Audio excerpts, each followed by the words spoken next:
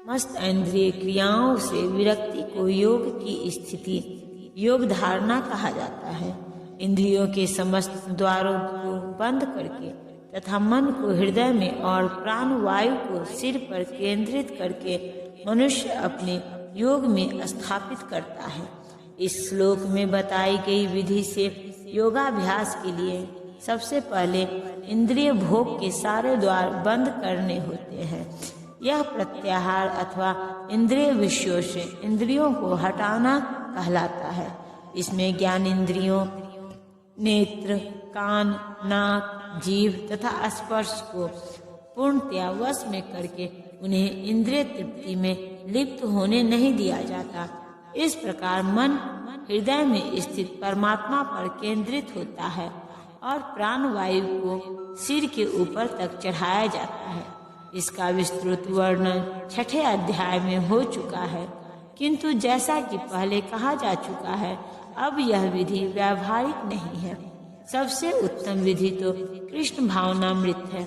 यदि कोई भक्ति में अपने मन को कृष्ण में स्थिर करने में समर्थ होता है तो उसके लिए अविचलित दिव्य समाधि में बने रहना सुगम हो जाता है। इस योगाभ्यास में स्थित होकर तथा अक्षरों के परम संयोग यानी ओंकार का उच्चारण करते हुए यदि कोई भगवान का चिंतन करता है और अपने शरीर का त्याग करता है तो वह निश्चित रूप से आध्यात्मिक लोकों को जाता है। यहाँ स्पष्ट उल्लेख हुआ है कि ओम ब्रह्मा तथा भगवान कृष्ण पर परस्पर भिन्न नहीं है। ओम कृष्ण की निर्विशेष ध्वनि है, लेकिन हरे कृष्ण में यह ओम सन्निहित है।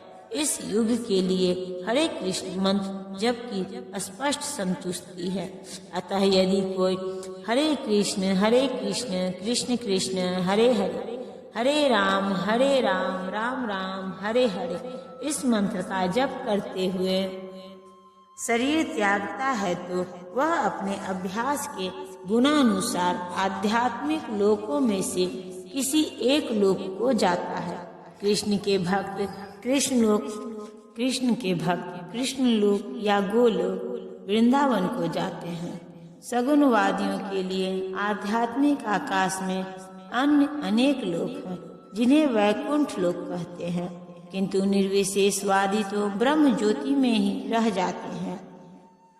हे अर्जुन, जो अनन्य भाव से निरंतर मेरा स्मरण करता है उसके लिए मैं सुलभ हूँ, क्योंकि वह मेरी भक्ति में प्रवृत्त रहता है।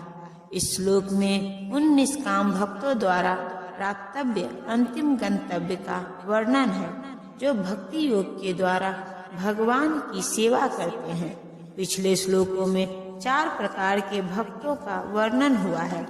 आर्त, जिज्ञासु, अर्थार्थी तथा ज्ञानी। मुक्ति की विभिन्न विधियों का भी वर्णन हुआ है। कर्म योग, ज्ञान योग तथा हठ योग। इन योग पद्धतियों के नियमों में कुछ न कुछ भक्ति मिली रहती है, लेकिन इस श्लोक में शुद्ध भक्ति योग का वर्णन जिसमें ज्ञान, कर्म या हठ का मिश्रण नहीं होता, जैसा कि अनन्य चित्ता शब्द से सूचित होता है। भक्ति योग में भक्त कृष्ण के अतिरिक्त और कोई इच्छा नहीं करता। शुद्ध भक्त न तो स्वर्ग लोक जाना चाहता है, न ब्रह्म ज्योति से तादात्म्य या मोक्ष या भव बंधन से मुक्ति ही चाहता है। शुद्ध भक्त किसी भी वस्तु की इच्छा नहीं करता। चैतन्य चरितामृत में शुद्ध भक्त को निष्काम कहा गया है। उसे ही पूर्ण शांति का लाभ होता है, उन्हें नहीं जो स्वार्थ में लगे रहते हैं। एक ओर जहाँ ज्ञान योगी, कर्म योगी या हठ योगी का अपना अपना स्वार्थ है, वहीं पूर्ण भक्त में भगवान को प्रसन्न करने के अतिरिक्त अन्य कोई इच्छा नहीं होती। अतः भगवान कहते हैं कि जो एक निष्ठ भाव से उनकी भक्ति में लगा रहता है उसे वे सरलता से प्राप्त होते हैं। शुद्ध भक्त सदैव कृष्ण के विभिन्न रूपों में से किसी एक की भक्ति में लगा रहता है। कृष्ण के अनेक स्वांश तथा अवतार हैं, यथा राम तथा नृसिंह। जिनमें से भक्त किसी एक रूप को चुनकर उसकी प्रेमा भक्ति में मन को स्थिर कर सकता है। ऐसे भक्त को उन अनेक समस्याओं का सामना नहीं करना पड़ता जो अन्य योग के अभ्यासकर्ताओं को झेलनी पड़ती है। भक्ति योग अत्यंत सरल, शुद्ध तथा सुगम है। इसका शुभारंभ हरे कृष्ण जप से किया जा सकता है। भगवान सबों पर कृपालु है, किंतु जैसा कि पहले कहा जा चुका है, जो अनन्य भाव से उनकी सेवा करते हैं वे उनके ऊपर विशेष कृपालु रहते हैं।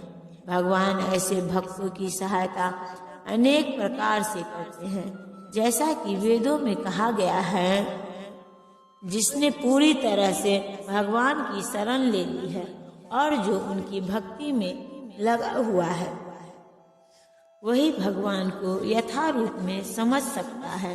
तथा गीता में भी कहा गया है कि ऐसे भक्त को भगवान पर्याप्त बुद्धि प्रदान करते हैं जिससे वह उन्हें भगवत धाम में प्राप्त कर सके।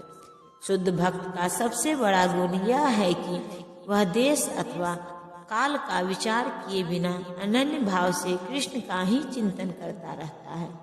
उसको किसी तरह का व्यवधान नहीं होना चाहिए। उसे कहीं भी और किसी भी समय अपना सेवा कार्य करते रहने में समर्थ होना चाहिए। कुछ लोग का कहना है कि भक्तों को वृंदावन जैसे पवित्र स्थानों में या किसी पवित्र नगर में जहां भगवान रह चुके हैं रहना चाहिए, किंतु शुद्ध भक्त कहीं भी रहकर अपनी भक्ति से वृंदावन जैसा वातावरण उत्पन्न कर सकता है। श्री अद्वैत ने चैतन्य महाप्रभु से कहा था, आप जहाँ भी हैं हे प्रभु वही वृंदावन है।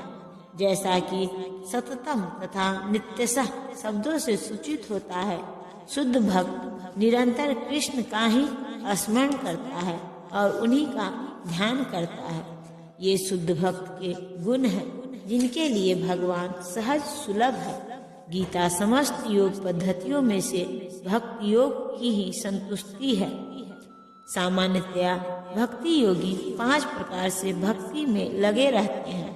शांत भक्त जो उदासीन रहकर भक्ति में युक्त होते हैं, दास्य भक्त जो दास के रूप में भक्ति में युक्त होते हैं, सख्य भक्त जो सखा रूप में भक्ति में युक्त होते हैं, वात्सल्य भक्त जो माता पिता की भांति भक्ति में युक्त होते हैं, माधुर्य भक्त जो परमेश्वर के साथ दाम्पत्य प्रेमी की भांति भक्ति में युक्त होते हैं।